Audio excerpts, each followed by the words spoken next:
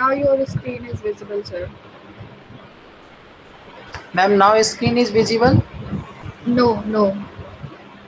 Screen is visible. Now it's visible, madam. Yes, sir. It's visible. Okay, अभी रहने दो भैया, हटाओ अभी हटा दो, टाइम हो गया अभी स्टॉप में, ये म्यूट कर।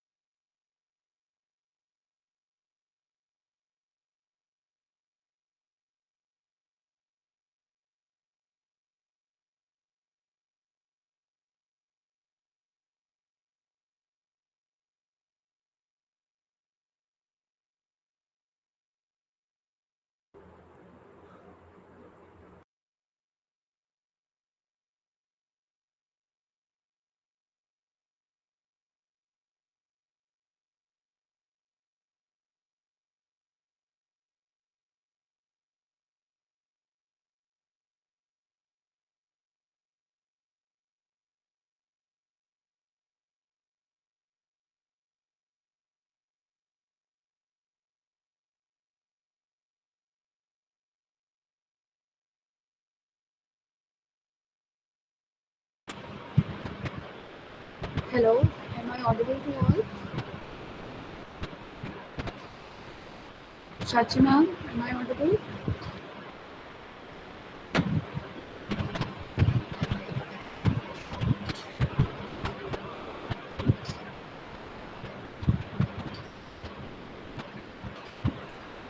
Yes, ma'am, you are audible. So shall we start now? Yeah. Okay. Subir sir, am I audible to you also? Yes, madam, you are audible. Okay. Good morning, everybody. Welcome to this webinar, special online guest lecture titled Protection of Women Against Cybercrime, a Time Demand Need. I'm honored to welcome our guest speaker, Dr. Subir Kumar sir. Dr. Subir is an assistant professor law in National University of Study and Research in Law, Ranchi. He has done his graduation from Institute of Law and Research, Faridabad, completed his master's from Dr. Ram Manohar Lohia National Law University, Lucknow, and he has completed his PhD from Jamia Millia Islamia University, New Delhi. His areas of interest are corporate law, environment law, tort law, cyber law, and media law. He has organized seminars in collaboration with National Commission for Women, New Delhi, and in collaboration with National Human Rights Commission, New Delhi. He has also organized legal awareness programs. Dr. Subir has authored 7 books on human rights, gender issues, mob lynching, and animal law, etc. He has attended 11 national and international seminars. He has presented his research papers in 12 national and international conferences, and he has published many research papers. His experience, teaching experience, is of 9 years. And on behalf of School of Humanities and Social Sciences, I welcome you, sir, to this webinar. Sir, Thank you. you can start now with your presentation. Thank you, madam. First of all, I would like to thank the School of Humanities and Social Science for giving me this opportunity to be a part of today's guest lecture. I extend my thank to Dr. Anubhav Vasishtha, Dean, Schools of Humanities and Social Sciences, Dr. Pramod Kumar, HOD, Convener Dr. Sachi, and Dr. Rafraf for the same. Before going ahead with this particular topic, that is cybercrime, protection of women against cybercrime, a time demand need, I would like to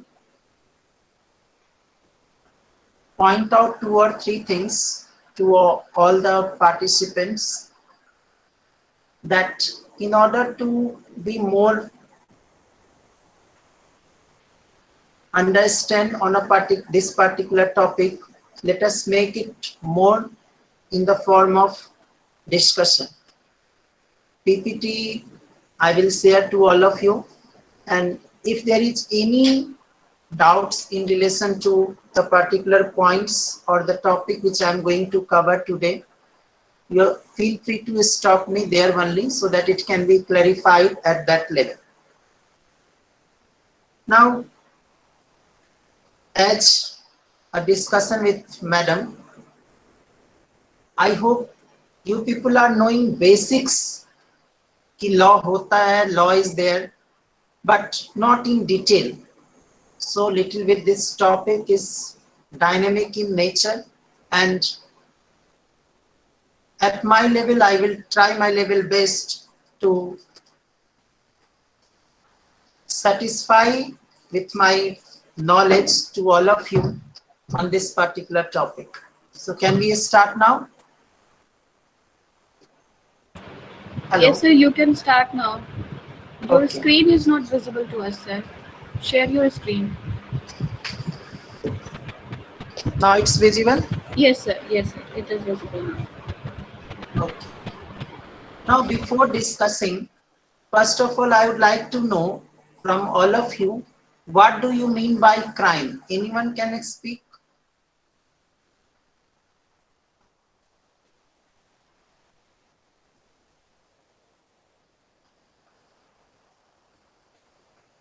Any one of you? Anything which is not legal according to the law. Very good. Not legal according to the law. Anyone else?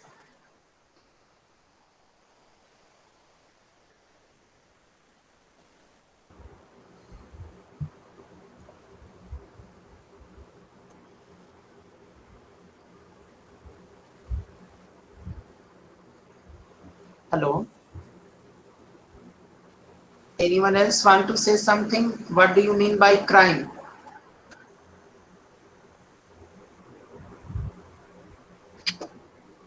Okay, rightly pointed out by one of your friend that crime is something which is not according to the law. Sir, it is illegal action or anything that is conducted on an individual or a group that can be Okay, punished by a law. okay, very good. One more point was highlighted by your friend that it may be conducted in group and it may be injurious to a group of people. Very good. Okay, now one more question I would like to ask to all of you. What do you mean by law?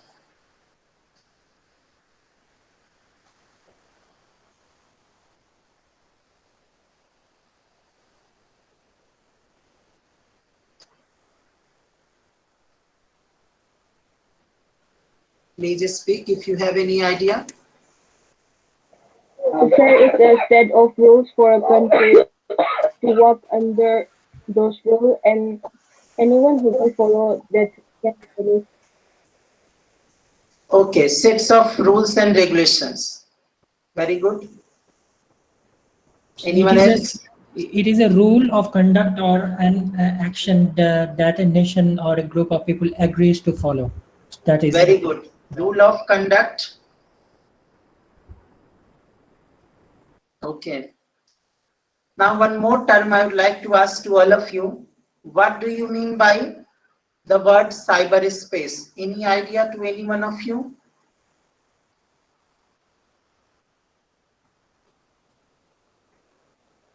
Anything related to internet scam or Okay. maybe Anyone else?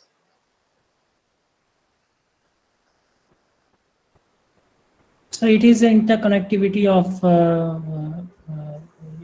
technology throughout the world. Very good. Interconnectivity of the technology. Okay. And what do you mean by right? Because the topic itself suggests protection of women against cyber crime. Now, wherever the crime is committed, all of us know that certain right got affected, and based on that, we claim from the authority that this particular right has been infringed. So, kindly give me the remedy for that. That remedy may be in the form of compensation or punishment. So what do you mean by right?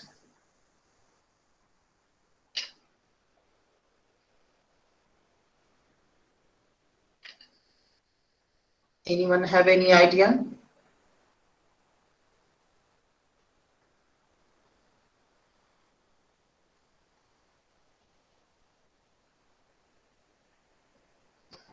A right is something that a person or individual have, and it need to be protected by law and order. So they Okay, already very have good. the right. Very good. Anyone else? Entitlement. Okay, very good. Anyone else?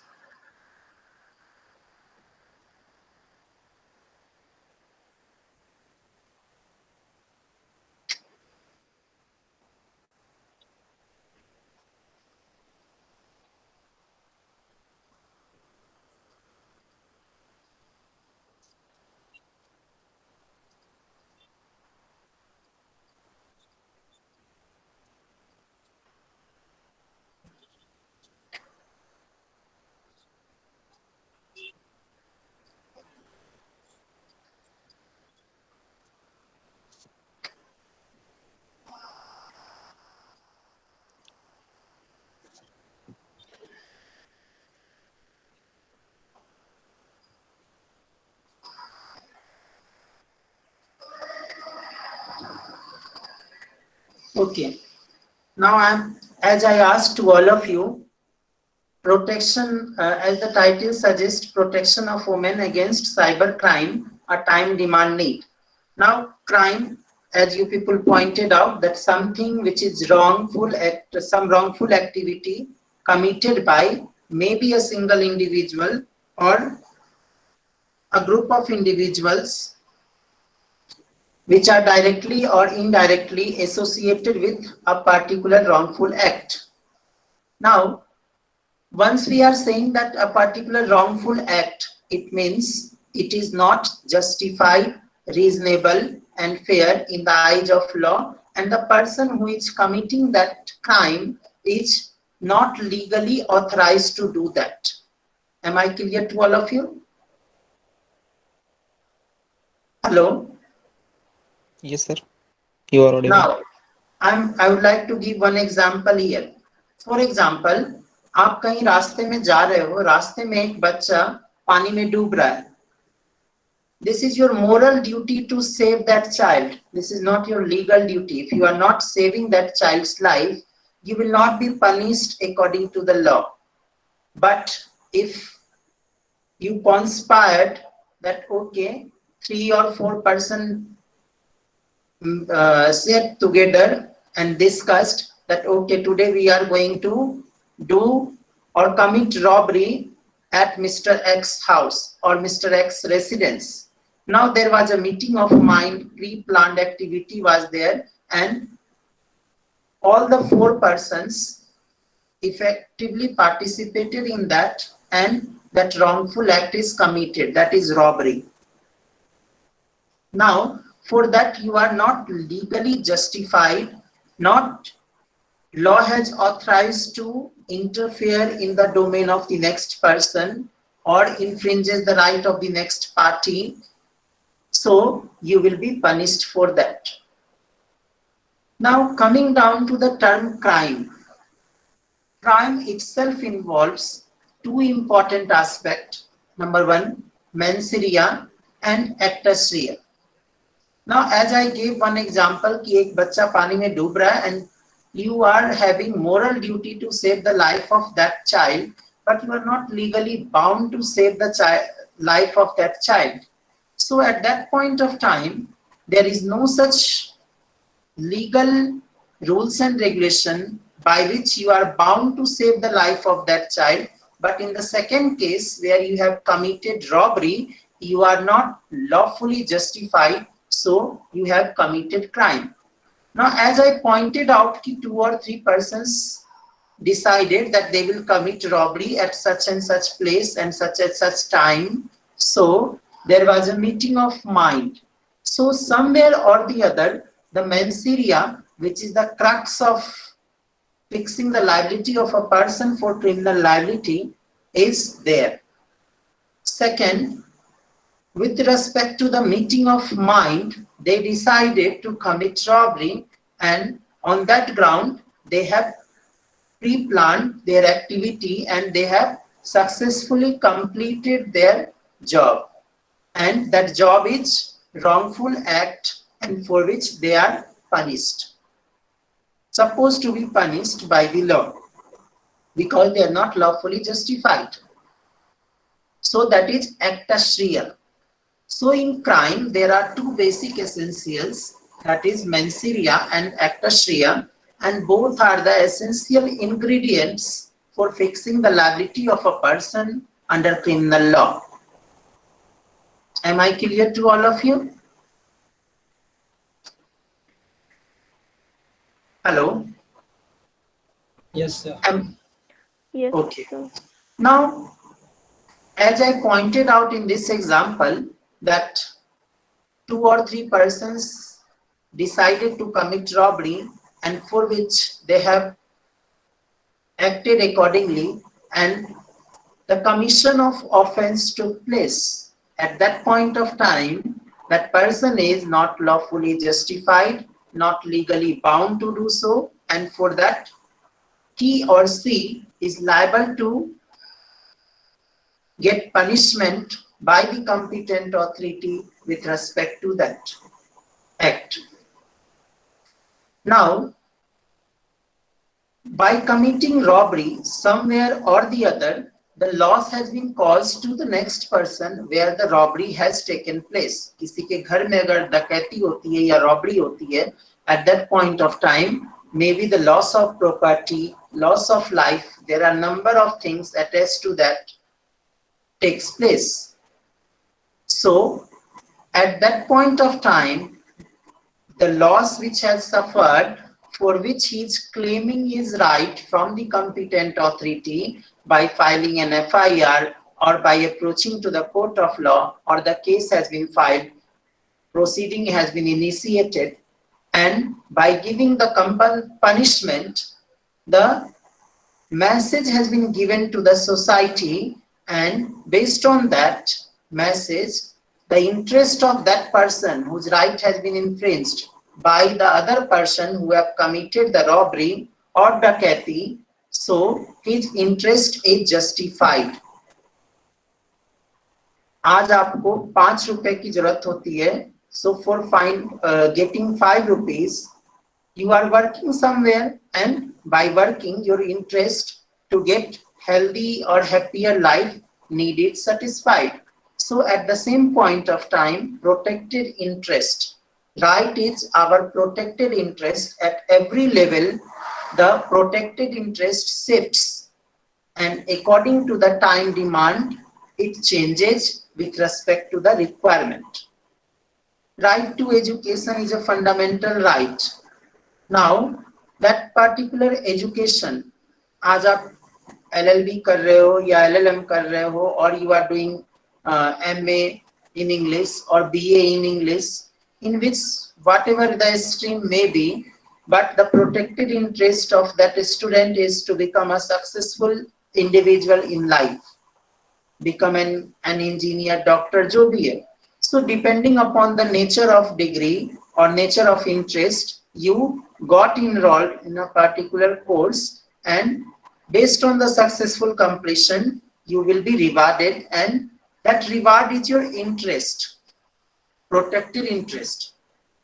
And if that protected interest is violated, the right comes in picture. And for claiming the right from the competent authority, you are asking that, okay, this right has been infringed, and based on that, I am claiming such and such right, and my right need to be protected. I hope I am clear to all of you with respect to the meaning of crime, with respect to the meaning of right. Hello. Hello. Yes, sir, you are audible. The next is that the cyber crime. Now, the cyber crime which takes place in cyberspace, which has no boundary. Why I have used this word, which has no boundary? Because in cyberspace, the crime is committed through the communicating device, that is computer system. Now that computer system or any networking system by which the crime has been committed is no boundary. No boundary here refers to there is no such place by which it can be identified, okay, this particular system has committed, from this particular system, this particular crime has been committed. Now there is a difference in traditional crime and cyber crime. If you will see the cyber crime picture, nature of cyber crime, you will find that scene of occurrence is completely unknown. For example, if a person is posting a defamatory statement against somebody else, and the person against whom the defamatory statement has been published on social networking sites, that person is in India, and the next person who is publishing that information, he is in US. Now, from where he has committed this particular wrongful act, which system was used, so it is completely unknown. Place is unknown.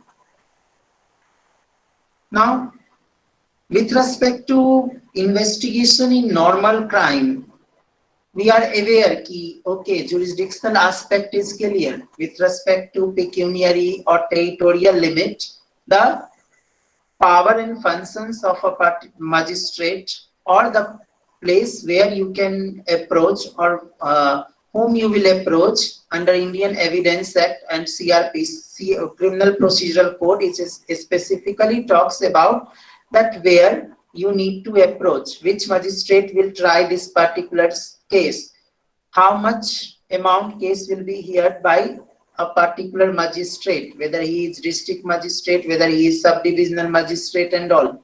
But in this type of crime, that is cyber crime, the jurisdictional aspect is still unclear. Although there are many conventions, I'm going to discuss in detail in the next slides, but then also there is very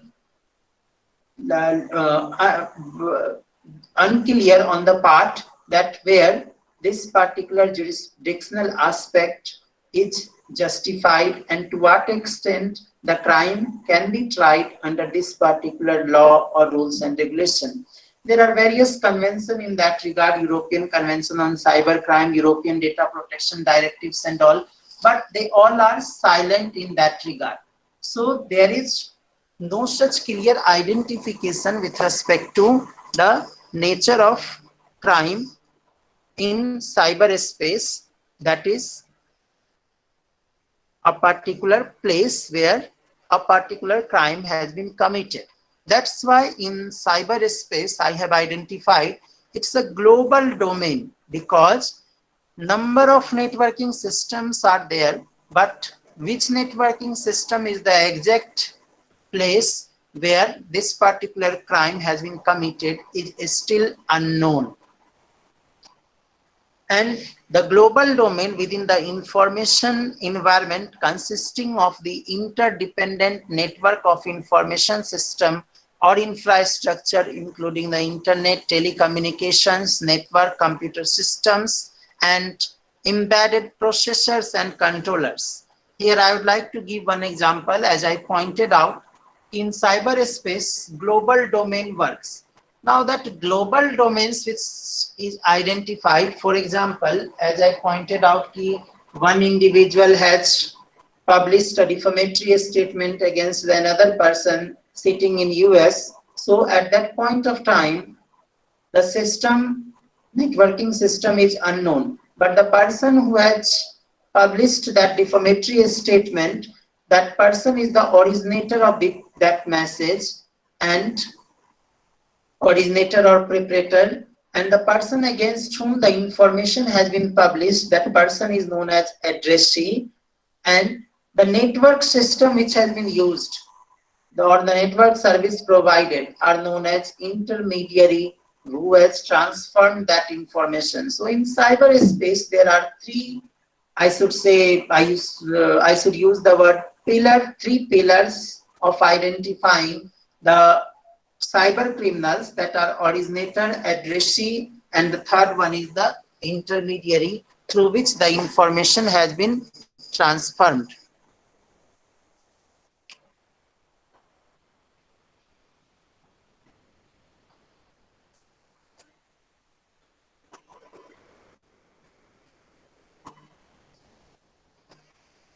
Now, as I discussed that cybercrime is a term for any illegal activity. As you people pointed out, crime is certain illegal activity that uses a computer.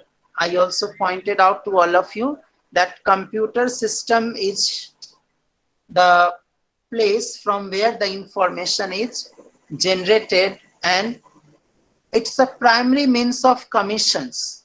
It is an offense that is committed against individual or groups. As one of your friends pointed out, that crime is committed against a particular individual or against a group of individuals with a criminal motive.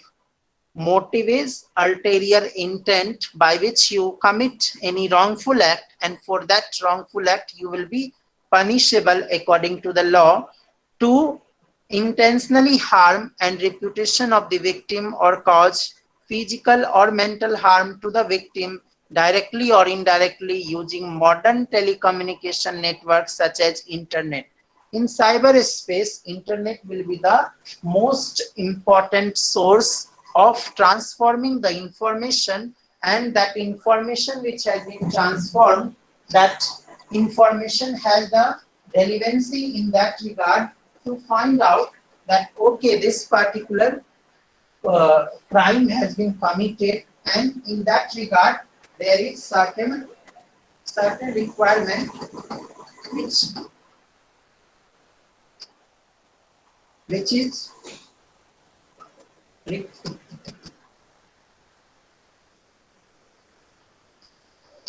is required for causing physical or mental harm to the victim directly or indirectly using modern telecommunication devices.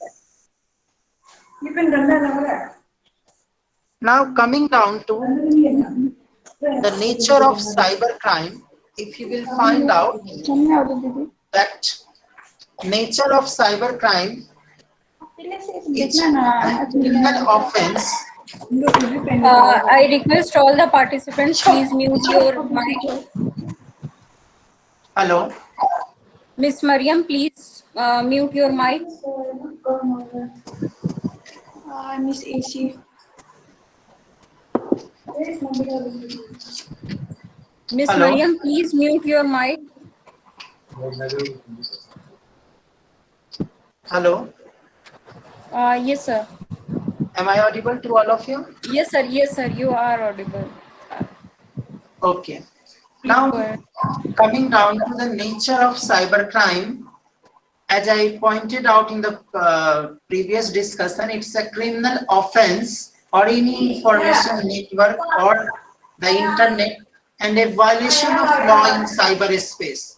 Cyberspace mein, where there is no boundary, offense is committed, and that offense is violation of the law, and that violation of law is done by maybe a single individual or group of individuals, and they are punishable according to the law. Now, as the technology is advanced, criminals customize their strategies to target the new victims. Now, there are a number of new crimes which have been committed, for example, bank fraud or creating a fake accounts. So these are the new dynamics of crimes which need to be taken care of with respect to formulating any rules and regulations. Unfortunately, in India, only the IT Act which talks about the provisions with respect to the cybercrime issues and challenges. Now, if you will go ahead with the classifications of cybercrime and cyberspace, it is little bit tough, and there are suggestions that there are only two general categories, that is active and passive computer crimes. Under active crime is when someone uses a computer to commit the crime. For example, when a person obtains access to a secured computer environment or telecommunication devices without authorization.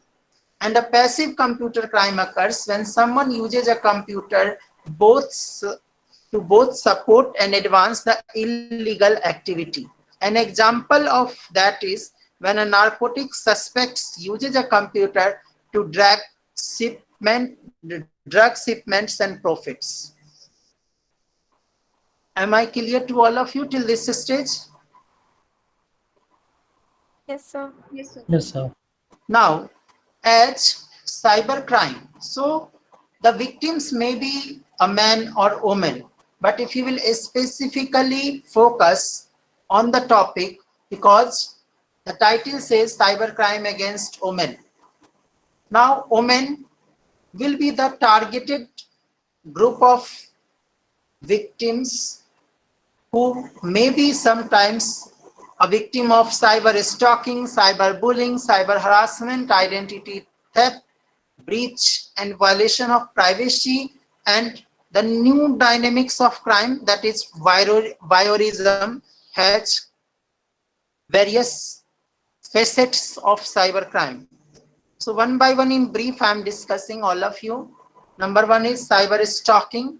It is basically a behavior where an individual willfully and repeatedly engages in a knowing course of harassing conduct directed at another person, which reasonably and seriously alarms that person.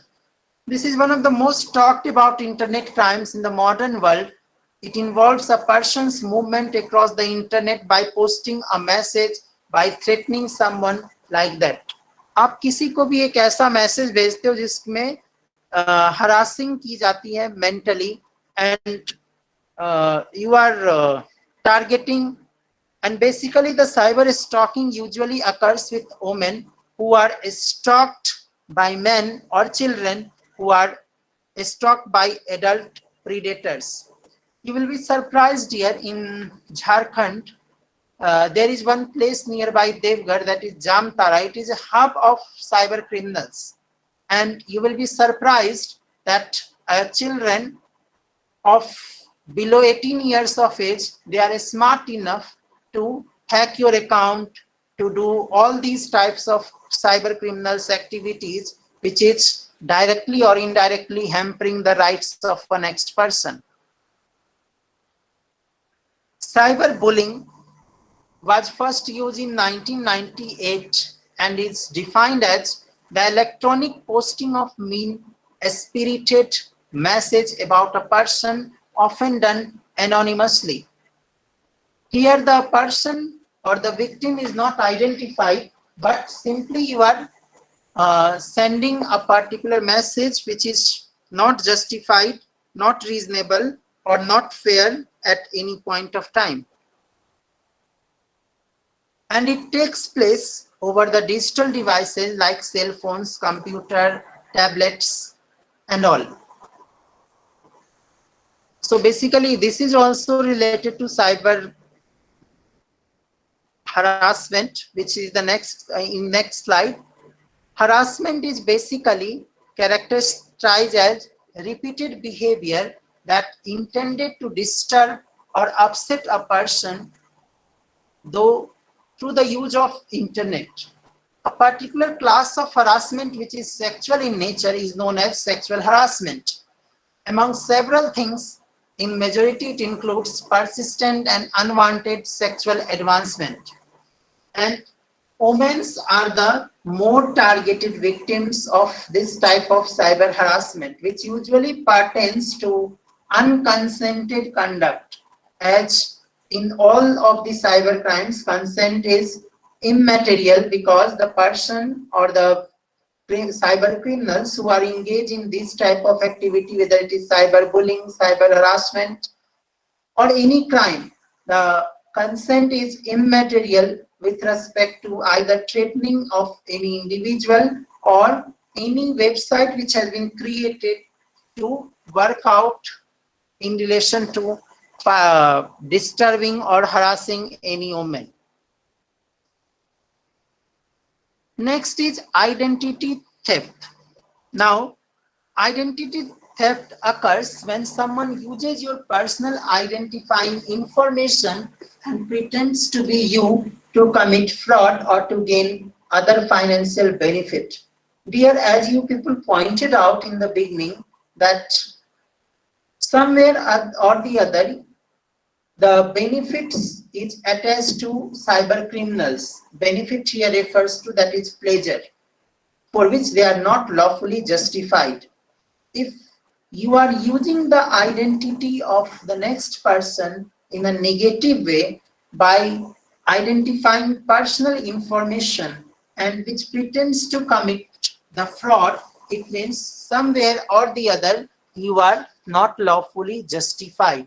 So your personal identifying information could include your full name, home address, email address, online login, password, social security number, driving license, PAN card, bank identification number. So all these things comes under the umbrella of identity theft. This is one of the important and more frequent crime, I should say, which is taking place in cyberspace, and women are also one of the part of that, because maybe there are number of factors associated with that, because many of them are unaware of this particular issues and challenges in relation to the crime committed in cyberspace, number one, or maybe they are not aware with respect to how to tackle with these criminals, or lack of education in that area. The next is the main issue which comes on cyberspace with respect to committing any cyber crime is breach and violation of privacy and confidentiality. Now, under Article 21 of the Constitution, it talks about that no person shall be deprived of his or her life, personal liberty, except the procedure established by the law. Now, it has already been identified that there will be a law and which will regulate the conduct of a human being, and if there will be any violation of a right, whether it is related to privacy or whether it is related to confidentiality, and there you will find in cyberspace the privacy and confidentiality is one of the major issue or challenges before the court of law to find out that okay, these are the major challenges in relation to assessing the information that occurs without the taking permission from that. For example, sometimes you may say कि bank account number को अगर कोई call करके आपसे पूछते हैं and you are giving your password and all, so it is under the permission. But at the beginning itself, sometimes we are aware कि अभी now we are aware कि this type of crime is going on, so better to avoid to give these type of confidential information to the next person, because bank whenever demands it, ask with respect to full authenticity. But at the same point of time, the confidentiality issue comes in picture, and it starts with the security breach penetrating a protected computer network and ends with the exposure or of theft data that may include the address and social security. And it's not key women are not aware with not to share, but this mistake may be committed by men also that with respect to sharing this information.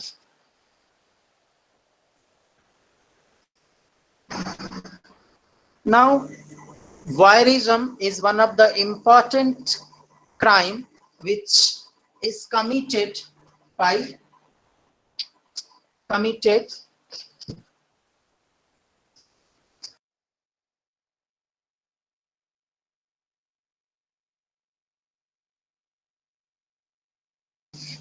Hello.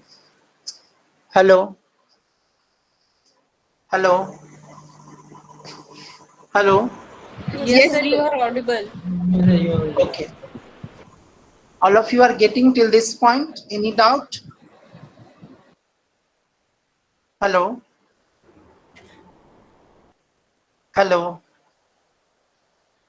Hello. Yes, Yes, sir. yes, sir, you are audible. No, I am asking any doubt till this stage, or may I proceed? Yes, sir, please proceed.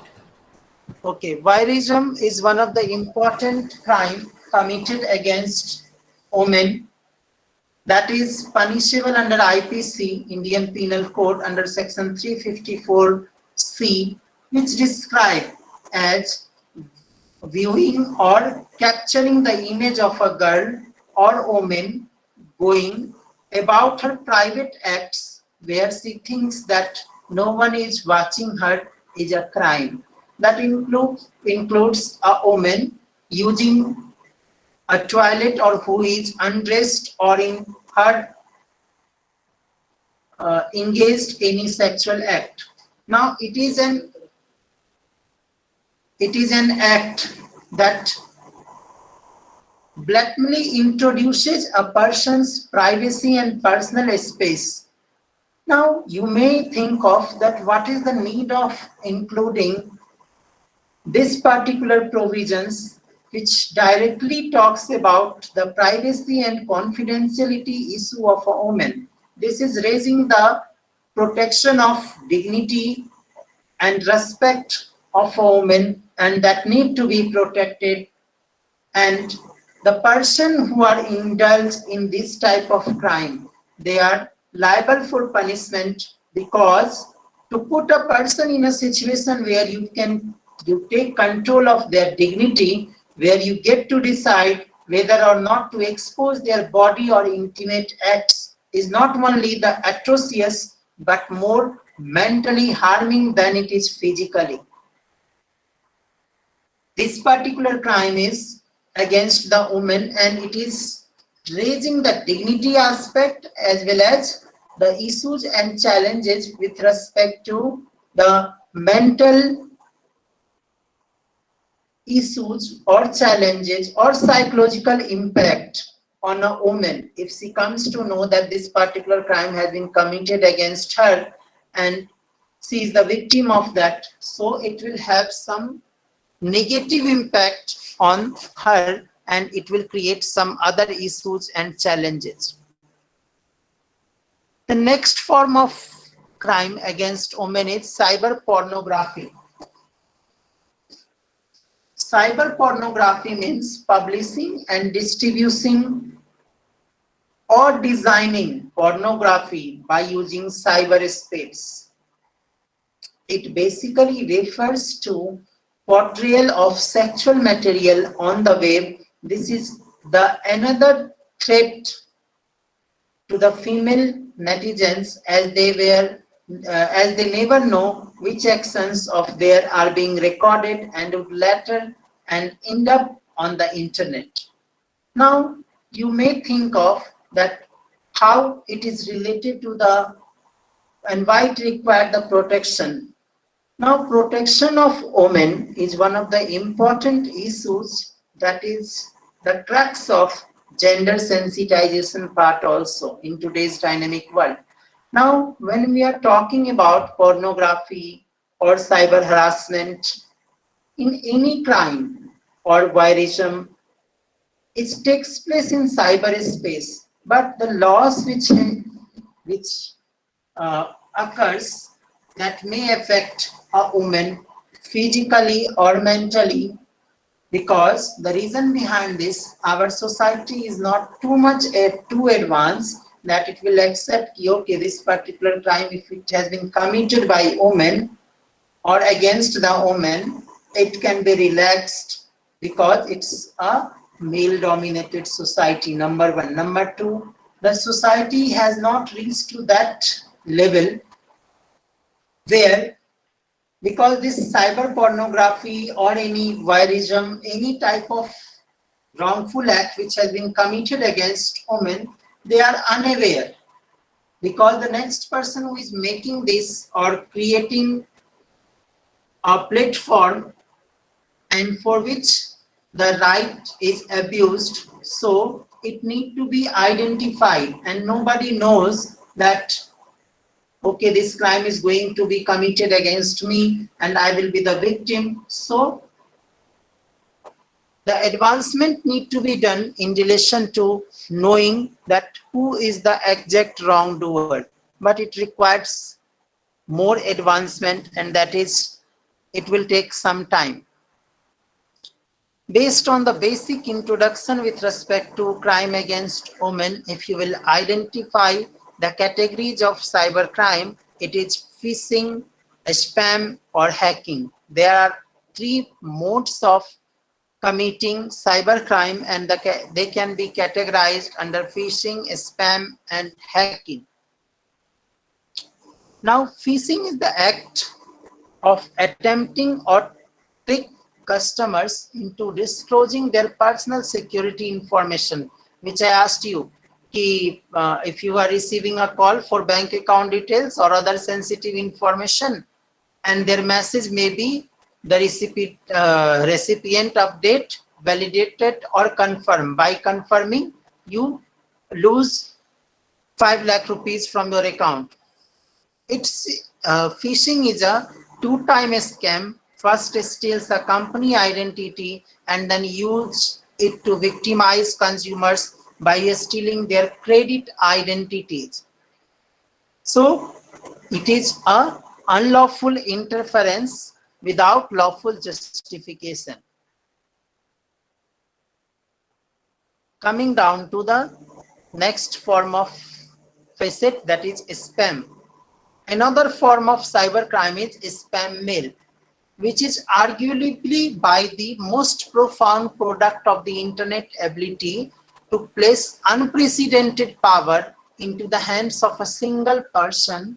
And spam mail is the distribution of the bulk emails that advertises the products, services, or investment scheme which may well turn out to be fraudulent.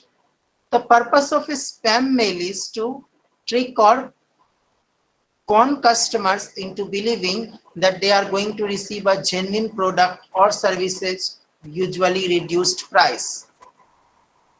Spammers ask for money or sensible security information like credit card number or personal information, and based on that they identify or enter in the privacy aspect or confidentiality aspect which is challenged, and it is done.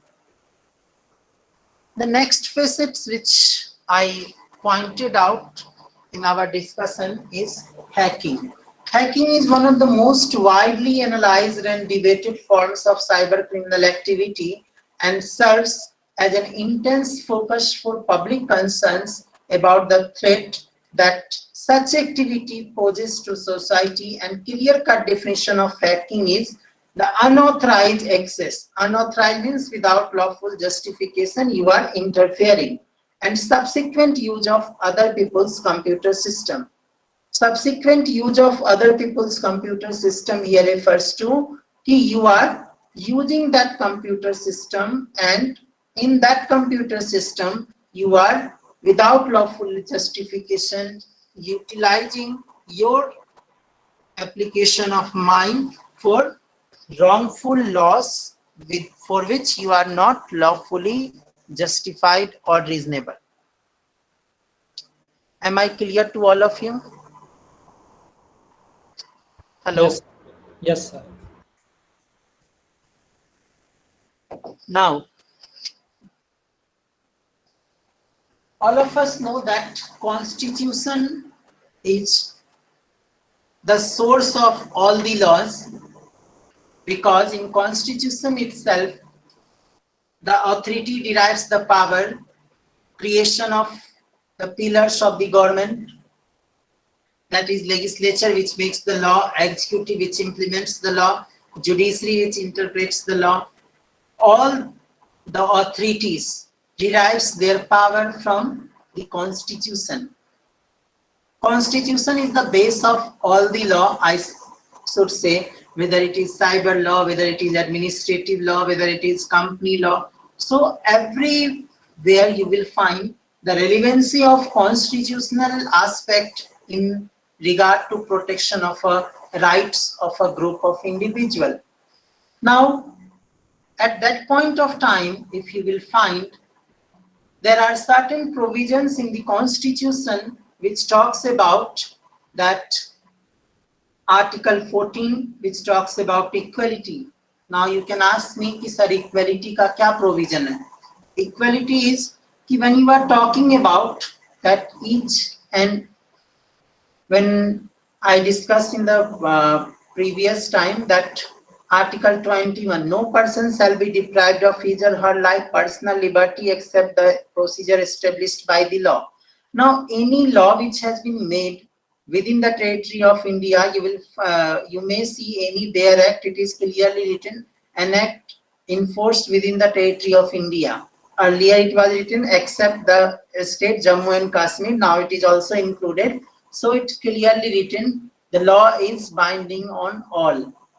Now, when the law is made for all of us, so beneficiary will be the women also. They will not be deprived from exercising their rights or protecting interest by which they are justified, reasonable and fair from claiming from the competent authority, that is judiciary or the executive.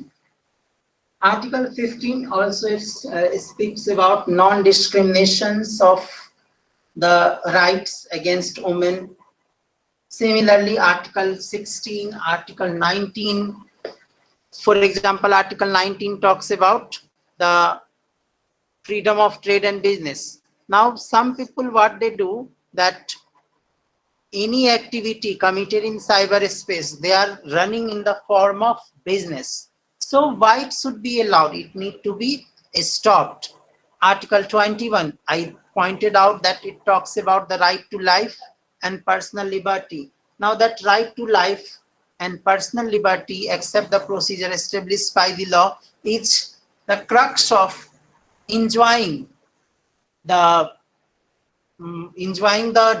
dignified life, and that dignified life is for women also. It's not only for men. Article 21A, education. Article 39A, providing legal aid. So these are the articles simultaneously, directly or indirectly, talking about the protection of a woman's right, and that need to be protected at any cost, without any issues or challenges which takes place in cyberspace. No doubt it has no boundary, but there are certain rules and regulations that need to be implemented and pointed out in relation to protection of right. Now, if you will go ahead with the rules and regulations in relation to protection of cybercrime in India, it's not case specifically for women. There is certain rules and regulations specifically for women, but IPC specifically talked about certain provisions, and it need to be identified in that line also. Prior to 2013, no law directly dealing with the online harassment and all. The 2013 Criminal Amendment Act to the IPC under section 354A to 354D specifically talks about these crimes, and section 499 or section 503, which talks about defamation, which I discussed in the previous slides, that it talks about the cyber defamation. Now, section 66C of the IT Act specifically talks about the identity theft, a punishable offense, and instances of hacking would be coverable by this provision. Identity theft, which I discussed in the beginning, where a person doesn't got the identity or lawful justification for hacking the sites of the next person or the information of the next person. Similarly, section 66E of the IT Act, which deals with the violation of privacy of a person, which I talks about in the case of cyber harassment, cyberbullying, or voyeurism. Section 66E of the IT Act specifically deals with the violation of a privacy of a person. At the same point of time, section 67 prohibits and punishes with the imprisonment extending up to 3 years for first conviction and to 5 years and fine for second conviction. So repeated punishment provisions has been given under section 67 with respect to whether it is identity theft or violation of privacy. Section 67A makes that publication and transmission or causing of transmission of explicit material. There you can directly relate section 67A or section 67B of IT Act 2000, which makes publication and transmission of sexually explicit content, which is directly talking about in relation to the cyber pornography or child pornography. Any material which is obscene in nature, that if you are publishing in cyberspace, you will be responsible for that. Now, here I can't ignore by discussing Indecent Representation of Women Prohibition Bill 2012. Now, Indecent Women Representation Bill 2012 is specifically regulating or prohibit the indecent representation of women through the media or of advertisement, publication, etc. Now, this Amendment 2000 bill seeks to broaden the scope of the law to cover the audio-visual media and content in the electronic form, and distribution of material will also include distribution on the internet and the portrayal of women over the web. Now, you may say कि specifically why it has been made. If section 67B and section 67C already talks about in IT Act, but this bill is specifically pointed out कि on web also, if there is any material which is circulated and it is against the dignity of a woman, it need to be protected, and without any lawful justification, if anyone is transforming the information, it need to be identified and it need to be protected.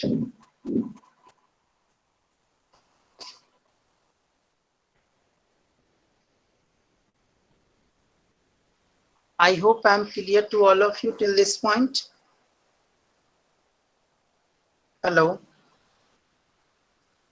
Hello? Yes, sir. May I proceed? Yes, sir.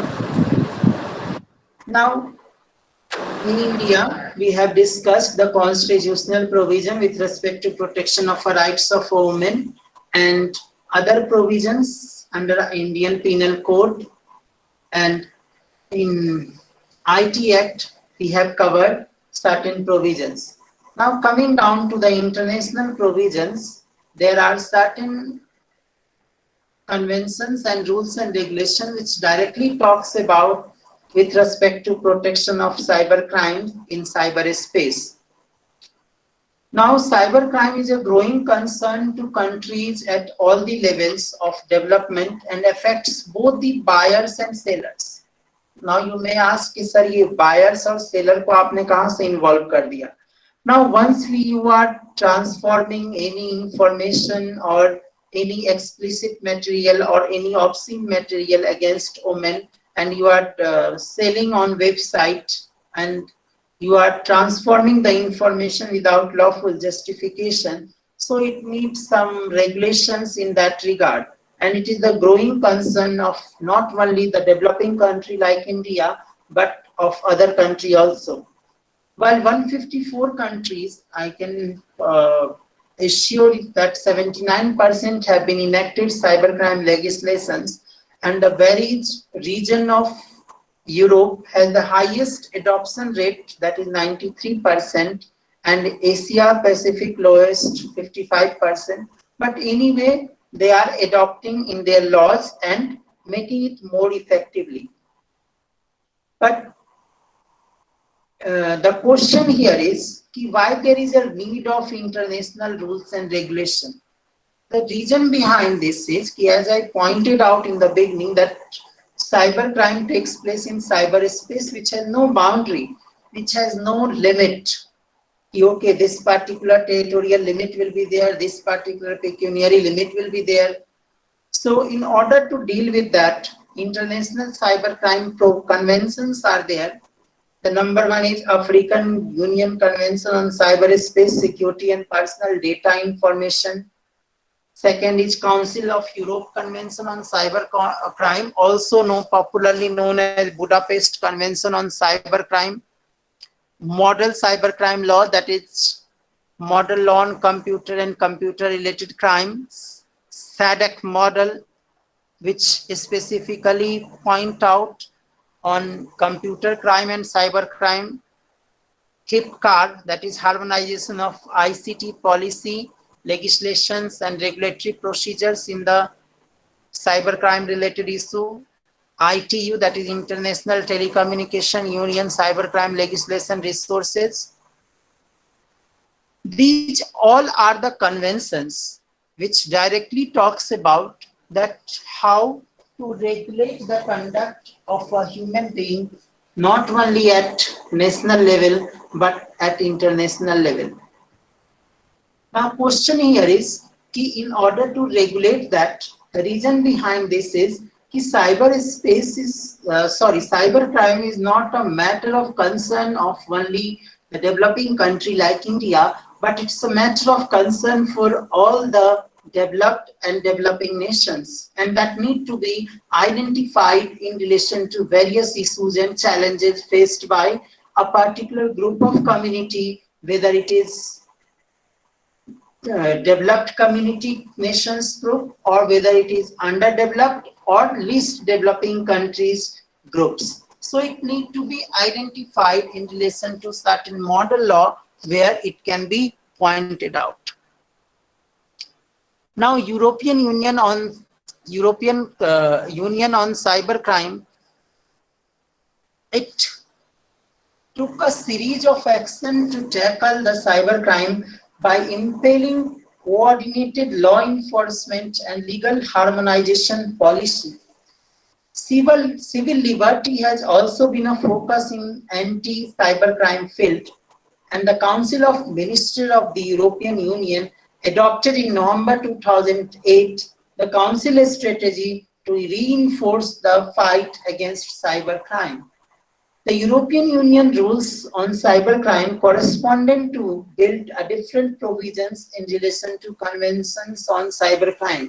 As I pointed out in the previous slides, that European Convention on Data Protection Directives or sensitive information, these all are directly or indirectly related to the various facets of cybercrime. For example, if you are transforming any information on a platform, that platform is unlimited.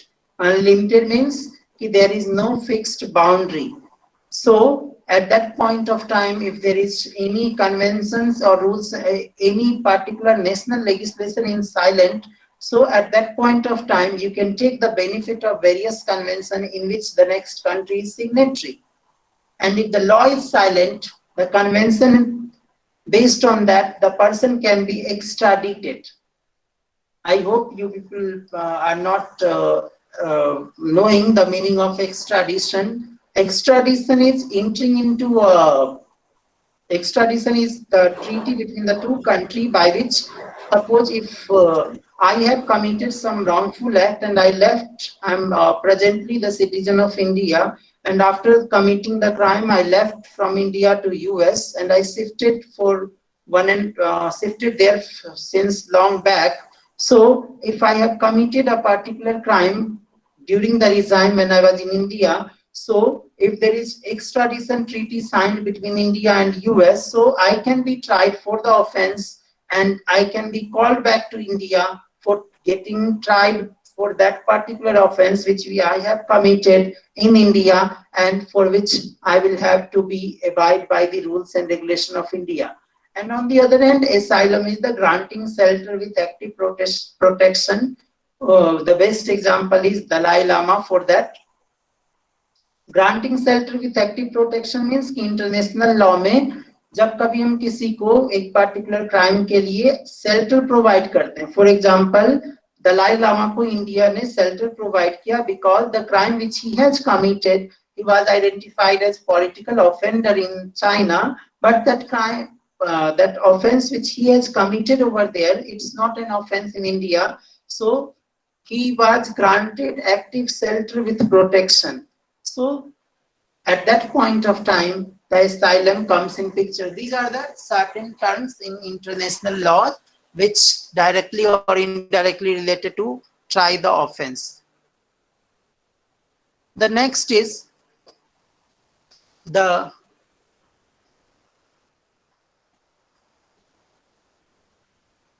directives on combating the sexual exploitation of children and online child pornography.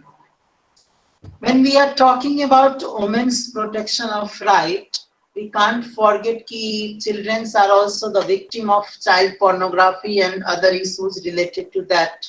And the directives includes that the better address the new developments of online environmental such as grooming and the issues related to the protection of the rights of children need to be addressed. At the same point of time in 2013, the directives on attack against the information system also came in, and in continuation to that, in 2019, directives on non-cash payment. The directives update the legal framework, removing the obstacles that is operational and cooperation, and enhance the prevention and victims assistance, and make the law enforcement action fraud and counterfeiting of the means of payments and the effective implementation of that.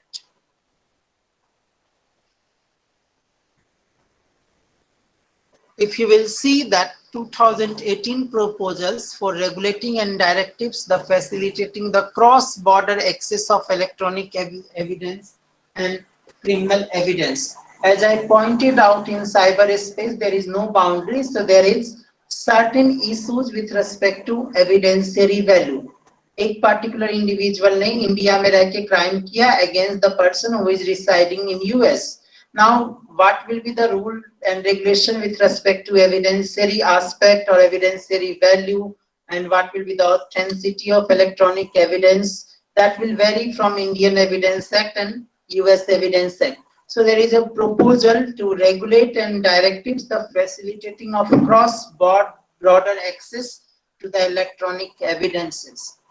In 2020, the proposal for interim regulation processing of personal and other form of child abuse is also under the consideration, but due to the pandemic, it is still not effectively implemented in relation to the protection of directives.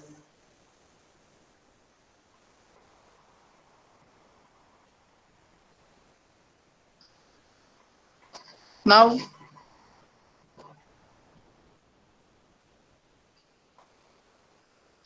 European Union on Data Protection Directives is one of the important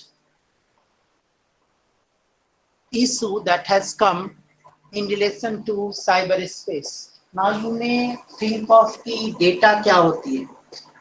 Data in general, we can say that any information. For example, if you are having some confidential data on your mail ID, so you need to work out कि ये mail ID में मेरा information है with respect to a particular password.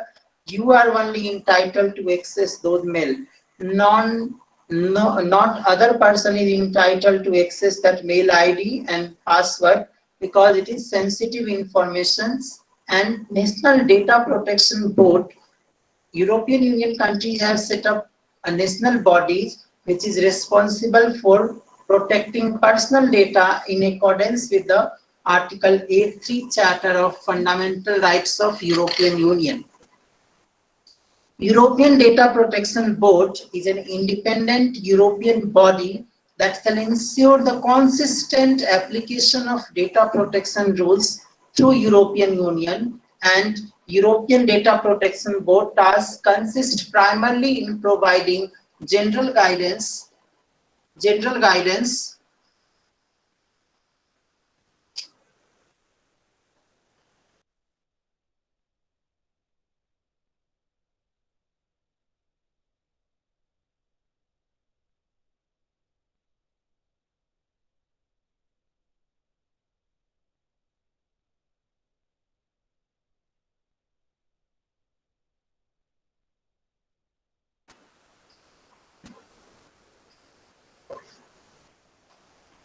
The European Data Protection Board task is primarily in providing general guidance and key concepts on how to regulate the data protection directives. And the data protection flow of data is in relation to the data protection directives. Now, data includes all the informations which are directly or indirectly related to the protection of the fundamental rights and issues that is directly or indirectly related to the provisions in identifying the rules and regulations of that.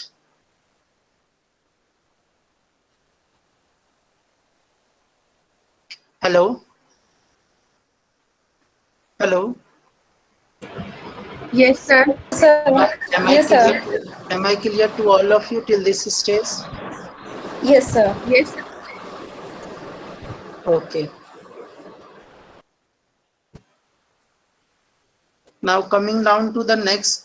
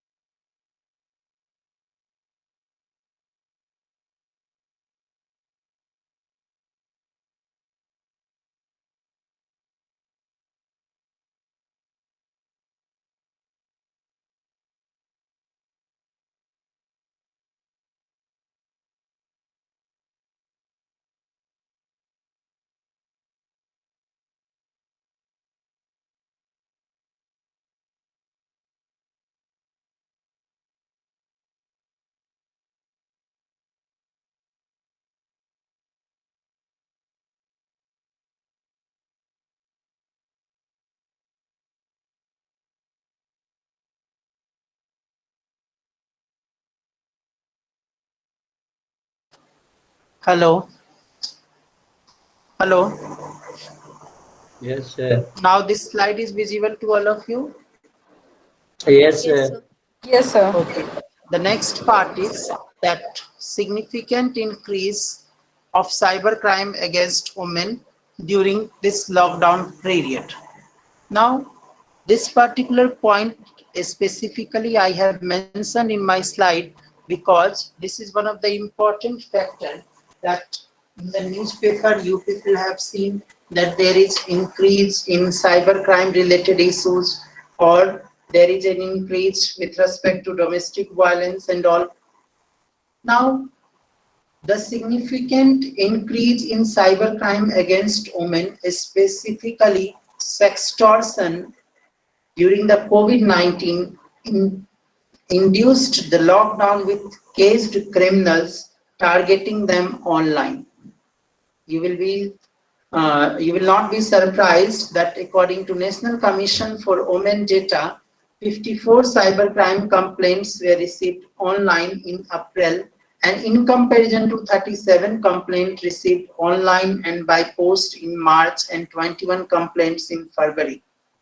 Now, the growth of the increase of cybercrime, there are multiple factors associated with that. The first factor may be the monetary benefit. Now you can ask me, sir, monetary benefit, how it can take place? For example, if you are making any porn video and for that you will get some money from particular organization or company or any countryman person, so you are getting benefit, but for which you are not lawfully justified, not lawfully reasonably entitled to claim your protected interest by violating the rights of that woman. And based on the growth of trend of data consumptions on the network, is estimated to have been increased close issues and challenges which can't be ignored. Now, sextortion is extorting money or sexual favors from someone by threatening to reveal evidence of their sexual activity, though means like morphed images, and people are getting into the relationship online as they are under lockdown, and sextortion cases are being reported to us. Sextortion is one of the dynamic development of, or I should use the word new facets of cybercrime, which is increased during lockdown. And the rise in case of misinformation, fake news, and women getting raped online when they click on malware links, which gets all their information on phone and turns on the camera and microphone and capture their intimate comments. These all are the certain dimensions which is a developed form of cybercrime in India. Also, like sending a specific phishing emails on themed emails for the current COVID-19 situation to people are getting their confidential detail, address, phone numbers. These emails appear to have come to legitimate source like the government in the form of advisors when they are not all revealed government information. Now the sextortion, which is a new facets of crime, is also punishable under the privacy issue or any dimensions which can't, which is under the facets of various issues and challenges, or any issues which is directly related to the confidentiality and breach of privacy issue is in, and it's under the category of the sextortion. Now there are certain leading cases which I need to discuss with all of you.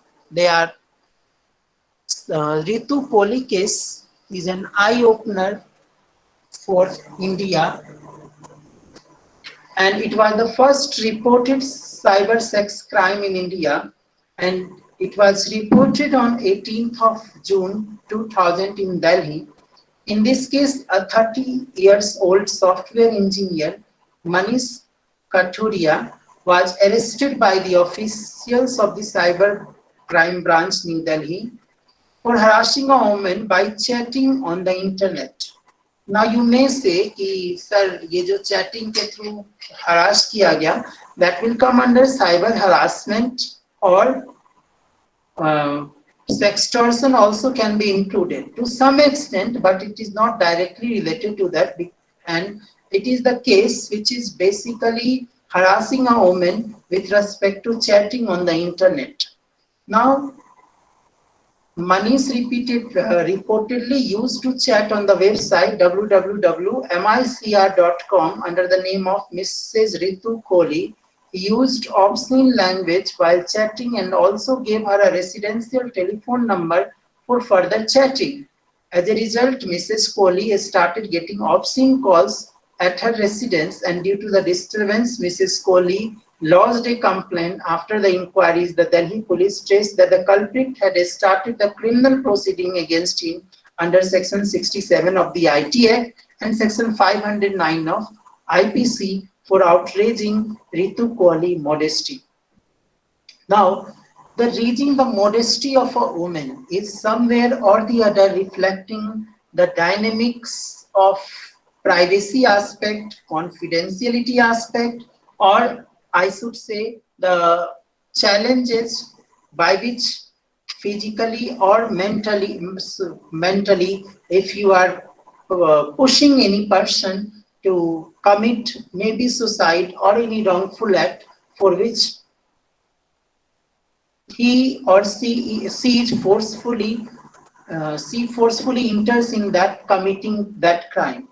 Now this particular case, the chat for harassing the woman, popularly known as Ritu Kohli case, here I would like to point out that whatever the nature of cybercrime is, the dynamism or the development of new crime in cyberspace has various facets, and that facets has directly or indirectly relationship with respect to the advancement of technology.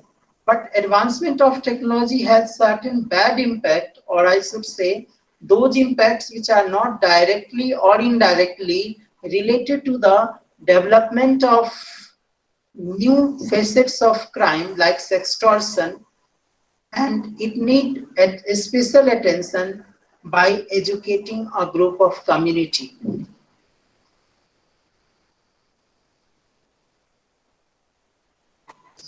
The next case is State of Tamil Nadu versus Suhas Khati in 2004. This is the case related to the posting of obscene, defamatory, and annoying messages about the divorcee woman in the Yahoo message group. Email were forwarded to the victims by the accused through a false email account opened by him in her name. The posting of the message resulted in the online harassment to the victims as annoying phone calls started coming to her in the belief that she was soliciting. Therefore, she lodged a complaint in the Egmore Court in Feb 2004, and based on the complaint, the Chennai Police Cyber Cell traced and arrested the accused. Further, the accused was held guilty under the offense of 469-509 of IPC and Section 67 of the IT Act, which we have covered in the previous slide. Now, defamation, all of us know that it is the degrading the reputation of a person in the right-thinking members of the society. Now, if you are degrading the reputation among the right-thinking member of the society, you need to identify that, okay, this is the particular facets of defamation, and the essential of defamation, it refers to the plaintiff, it is false, and the plaintiff suffered a loss. Now, whenever you are spreading any wrong message about a woman among right-thinking member of this society, it is tough for her to survive to that extent which she is enjoying before a spreading of those messages. So it needs a special attention in that regard, that to what extent it need to be identified, and for that, what are the steps that need to be taken into consideration for identifying that this particular crime may not occur in future.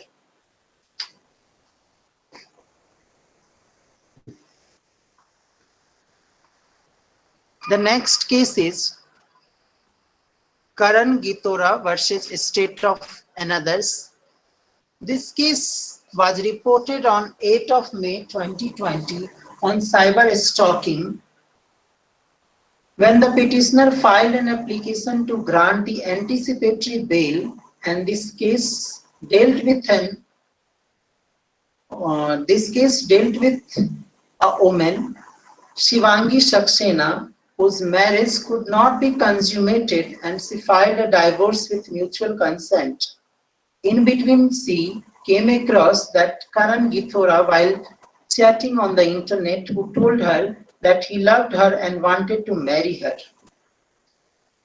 Girotra invited Saxena over to his house to introduce her to his family, where he intoxicated her and sexually assaulted her. He started assuring her that he would marry, and her began sending her obscene picture of her assimilation. He also threatened her to circulate the pictures if she would not marry him. As a result, an engagement ceremony was performed, after which he continued to assault her and called off his engagement to her.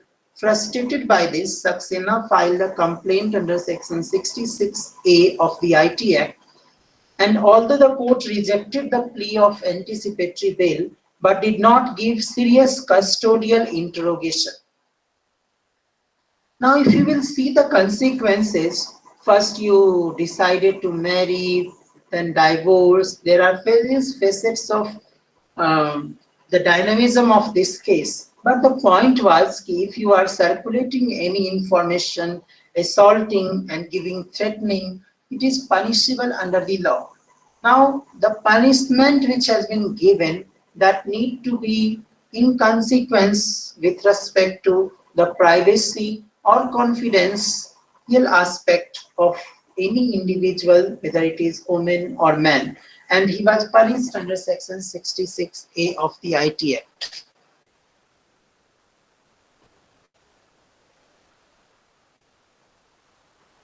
The next is Puri cyber pornography case. This was the first cyber pornography conviction case in the state of Odisha. The accused Jayant Kumar Das, RTI activist, created a fake email account and fake profile of the wife of the complainant, Vishwajit Patnaik, a journalist, to take revenge on him. He linked the fake profile to an America-based porn website and posted vulgar remarks, and he also posted the victim's phone number on the porn portal. Later, the journalist lodged an FIR against Das at Bashilai police station in Puri in July 2012. And getting obscene messages and phone calls, the cyber cell of the crime branch took the investigation in August 2012 and arrested Mr. Das on September 18, 2012. The Puri Sub-Divisional Judicial Magistrate Court convicted RTI Compagner Das in a cyber pornography case to 6-year imprisonment under section 292, 465, 469 and 500 for defamation of the IPC and section 66C, 67, 67A of the IT Act. Now, highlighting this particular case, and the purpose of discussing this case is that see how the jurisdictional aspect comes in picture. It is very tough for the lawmaking or law enforcing agency to look into the matter, that how it can be tried, what are the issues and challenges, and how to overcome with that.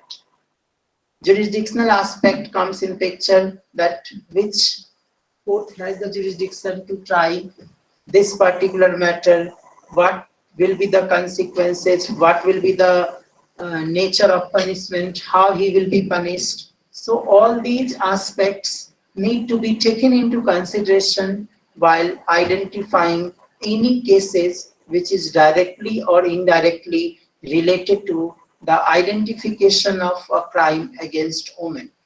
Now, as I pointed out, that certain evidentiary issues need to be pointed out, that okay, under this, and the convention also talks about this, there is certain conventions which is still pending with respect to identifying the evidentiary aspect and all. The next case is SMC Pneumatics India Private Limited versus Jogesh Patara and Jogesh Patara. Cyber defamation. As I pointed out, defamation is the loss of reputation among right-thinking members of the society with respect to any issues that may lower the reputation of a person, and for that he may suffer a loss. That loss may be relating to loss of job, loss of comfort and all. Cyber defamation was reported when a company employee started sending derogatory, defamatory and obscene emails about his managing director. The emails were anonymous and frequent and were sent to many to their business associates to tarnish the image and goodwill, which I pointed out that defamation is the lowering down the reputation among right-thinking members of the society and image and goodwill of the plaintiff's company. The plaintiff was able to identify the defendant with the help of a private computer expert and moved to Delhi High Court. The court granted an interim injunction and restrained the employee from sending and publishing the transmitting emails which are defamatory and derogatory to the plaintiff. Now, as I pointed out, defamation is the lowering down the reputation of an individual among right-thinking members of the society So it need to be identified with respect to what are the points, what are the issues, what are the challenges in relation to transmitting of information, transformation of information, whether it is defamatory, whether it is not defamatory. So all these need to be identified from the beginning itself. Okay. Now coming down to the conclusion part, I would like to point out 2 or 3 things, but before that, is there any doubt? Please ask.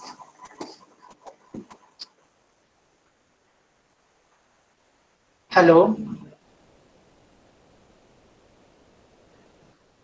Hello? Yes, sir. Slide is visible. No, Yeah. I am asking, is there any doubt till this stage or may I proceed? Yes, sir. Please proceed. We will open the floor after the presentation. Okay, okay. Now coming down to the conclusion part, the chief problem with respect to cybercrime lies in the modus operandi. I hope anyone can speak. What do you mean by modus operandi? Method of operation. Method of operation, okay.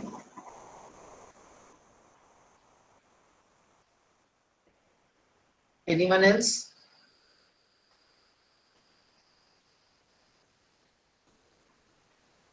Okay, method of operation, what are the dynamism involved in that?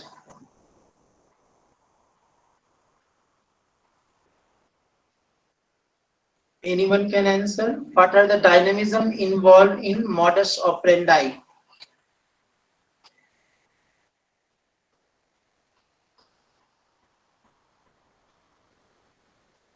Okay, modus operandi is mode of implementation or mode of work. For example, if any person has committed any cyber offense, for example, cyber defamation. Now, for committing cyber defamation, his mens rea was taken into consideration, his actus rea, he has committed the act. Defamation under the category, he has degraded the reputation, and for that, loss of reputation, loss of job, and other things associated directly or indirectly came in picture. Now the question is, in which court he will be tried? What will be the nature of consequences of trying that person's? What will be the consequences if he will be left, if the right of the next person is unheard? So all these things need taken into consideration. That's why it is written, cybercrime lies in the modus operandi and the persistence of the cyber criminals. Now, as I pointed out, in modus operandi, the role of police, judiciary, and investigating agency is very important. If the evidence will not be collected properly, if the assistance in relation to getting evidence properly is not done, automatically the evidence part will lack, then judiciary will not be able to deliver the judgment in the right way. So it need to be balanced. The role of the police, identifying the cyber criminals, collecting the evidence. So in short, I can say that the pillars of the government, that is executive, legislature, and judiciary, all need to be balanced with respect to investigating any crime, and the investigating agency need to stay abreast with the latest development in web application so that they can quickly identify the actual perpetrators. There is lack of education about cybercrime, number one. Number two, the police officer or the investigating agency are not smart enough to deal with those issues which comes in picture in relation to identifying cyber criminals. So they need to be trained. Cybercrime against women are still taken lightly in India, mostly because in general the respect towards women in our modern society is on a decrease. This is one of the important facts that need to be spreaded through gender sensitization. through conferences, through seminars, through legal awareness programs, through talk, by which we can train the women. Okay, you are not a subaltern or you are not neglected part of our society. You are the good picture or image of our society and nation, so you need to be protected. Although the constitution has made a special provision with respect to strengthening the lifestyle, strengthening the rights of a woman, so that need to be protected. And a lot of people are unable to come to terms with the fact that even posting image of someone online is a crime. Very few people are aware of this fact. And the cyber crimes such as morphing, email spoofing do not have a moral backing in the society, and hence they are taken lightly. So it needs to be strongly messaged among group of individuals so that it can be protected. The rights of a woman can be protected at any point of time, and that need to be given a special attention towards that. They must learn how to interfere with the private lives of others. Respect towards women in the society need to be increased, and all this only can be done if young minds are taught from a young age to respect women. Once you are getting respect among your own family, you will get the respect in the society, and once you are getting respect in the society, you will get the respect in your estate. And once you are getting respect in your estate, you will get respect in the nation. And once you are getting respect in the nation, you will get respect at international level. So all are directly or indirectly interlinked with each other with respect to the various dynamism of the newly inducted crime, and it need to be pointed out that the hands of the cyber criminals need to be stopped from reaching the protected interest of a woman, and it can only be done by identifying the root cause of the problem. And once it is identified, it need to be assessed and it need to be identified, and accordingly it need to be tackled by the lex loci, that is law of the land, and accordingly it need to be punished whether at national level or at international level. There are certain conventions and that need to be interpreted. Wherever there is silent, law is silent. The most important point is the convention will speak on that. So based on that conventions, it need to be identified, it need to be cured, it need to be protected.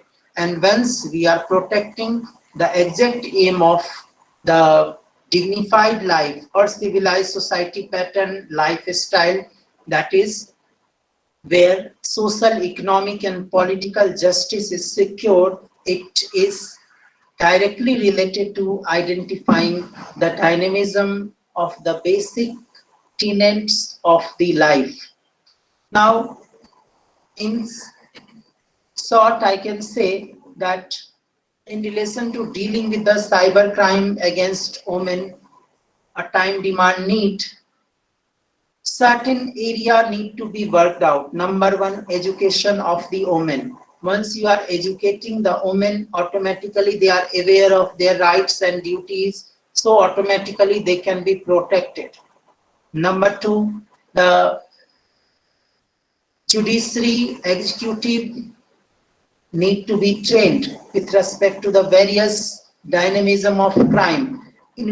Number three, investigating agency need to be strengthened with the dynamics of the various facets of crime and the advancement of knowledge and awareness with respect to cyber crime.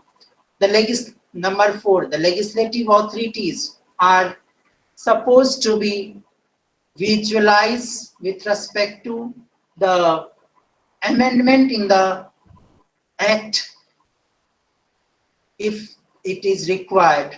Number five, awareness through conferences, seminars and all need to be strengthened with respect to getting knowledge how the cybercrime or the various dimensions of cybercrime is committed, why women need to be protected, why they need to be educated. So on that basis, we can say that actus rea or mens rea of cyber criminals need to be stopped in relation to protecting the rights of a woman.